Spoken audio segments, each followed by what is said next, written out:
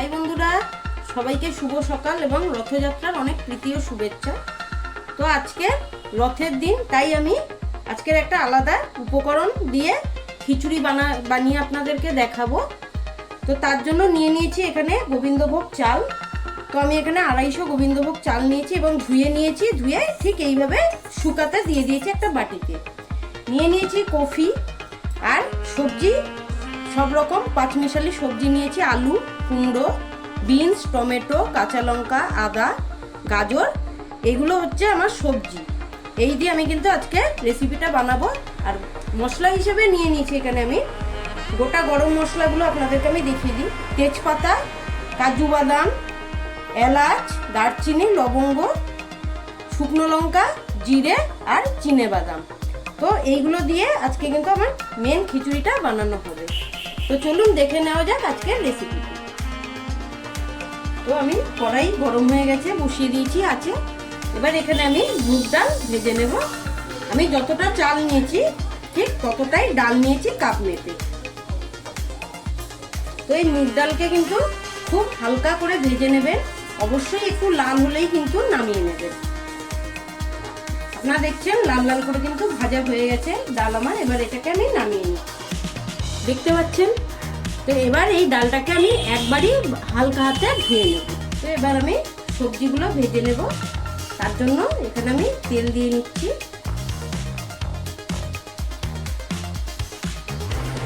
তো তেল গরম হয়ে গেছে, এবার আমি ফুলকপিগুলো ভেজে নিচ্ছি। খুব হালকা করেই কিন্তু ভাজবেন, একদম লাল করে ভাজবেন। কপি ভাজার সময় আপনারা একটু নুন আর হলুদ দিয়ে দেবেন, এতে তাড়াতাড়িও হবে এবং কালারও আসবে। তো বন্ধুরা দেখতে পাচ্ছেন আমার কিন্তু কপিতে কালার এসে গেছে। এবার আমি কপিগুলোকে তুলে নিচ্ছি। বাকি সবজিগুলো ভাজার জন্য আমি একটু তেল নিয়ে নিলাম। এবার আমি আলুগুলোকে ভেজে নিচ্ছি। আলুগুলো দেওয়ার পরে আমরা কিন্তু অন্যান্য সবজিগুলো দিয়ে দিচ্ছি। অবশ্যই হালকা করে সবগুলোকে ভেজে তুলে নেব।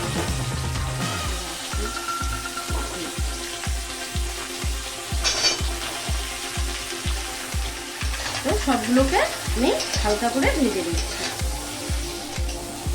তো বন্ধুরা আমি লাল লাল করে ভেজে নিয়েছি, আপনারা দেখতে পাচ্ছেন। এবার আমি সব সবজিগুলো তুলে নিচ্ছি একটা প্লেটে।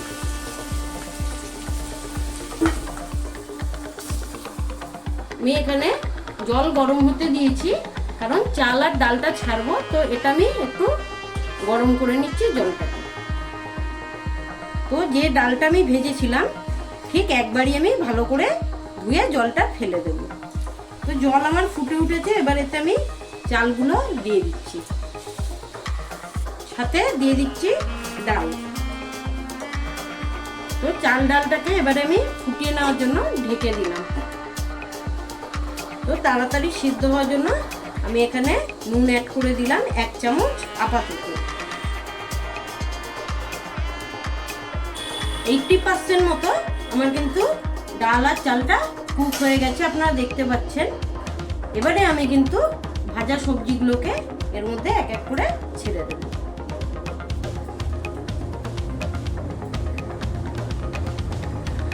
কফিটা আমি কিন্তু এখন দেব না, কফিটা নামানোর ঠিক 5 মিনিট আগে আমি দিয়ে দেব।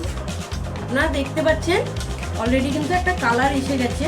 অবশ্যই কিন্তু এটা সবজির যে ভাজা তেল তার কালার। এবার কিন্তু আমি আমার একটা সিক্রেট মশলা দিয়ে দেবো এতে। এবার এতে আমি কিন্তু হলুদ অ্যাড করে দিচ্ছি। এবার এখানে আমি 2 চামচ জিরে গুঁড়ো অ্যাড করে দিচ্ছি। দিয়ে দেব 1 চামচ চিনি।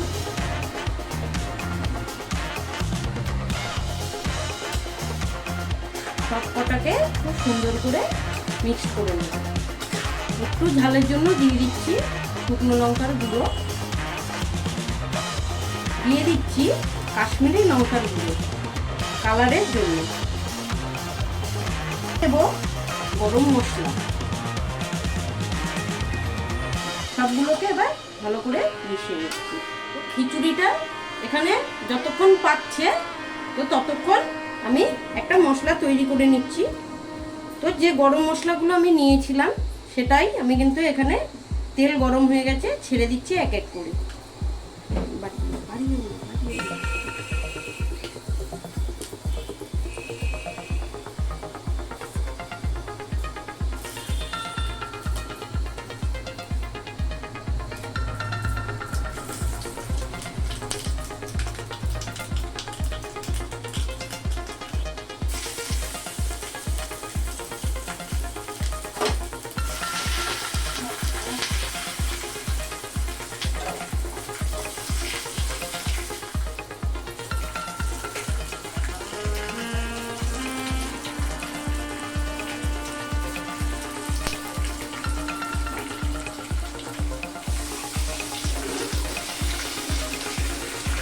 এবার এগুলোকে আমি একটু ভালো করে হালকা তেলে কষিয়ে নিচ্ছি। এটা আমি ততক্ষণ পর্যন্ত কষিয়ে নেব যতক্ষণ না টমেটো আর আদার কাঁচা গন্ধটা চলে যায়। হয়ে গেছে। এবার এই মশলাটাকে আমি খিচুড়ির মধ্যে দিয়ে দেব।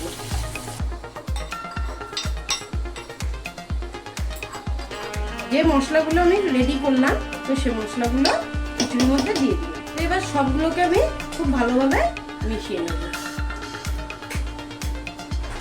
তো অলরেডি কিন্তু খিচুড়ির থেকে খুব সুন্দর একটা গন্ধ উঠে গেছে। খিচুড়ি প্রায় আমার কমপ্লিট হয়ে এসছে, তাই ভেজে রাখা কপিগুলোকে এবার আমি দিয়ে দেবো এতে।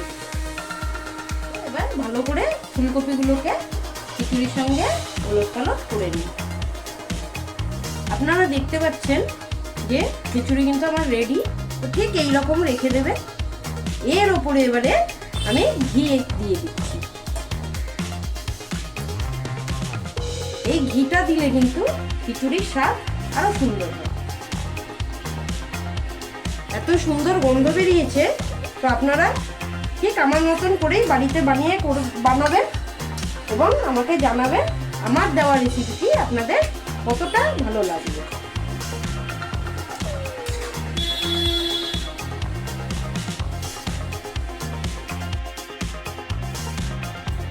হাই বন্ধুরা, দেখতে পাচ্ছেন কত সুন্দর কিন্তু খিচুড়িটা হয়েছে। তো দেখে নিন, এত সুন্দর। ঠিক বাড়িতে এইভাবে বানিয়ে খাবেন। আমি নিয়ে নিচ্ছি খাবো বলে।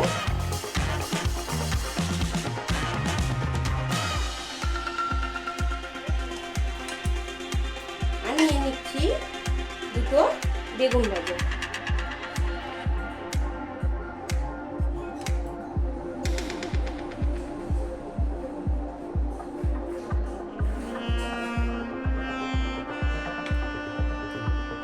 তো বন্ধুরা চলুন এবার আমি এটা খেয়ে দেখি। হেভি হয়েছে, হেভি।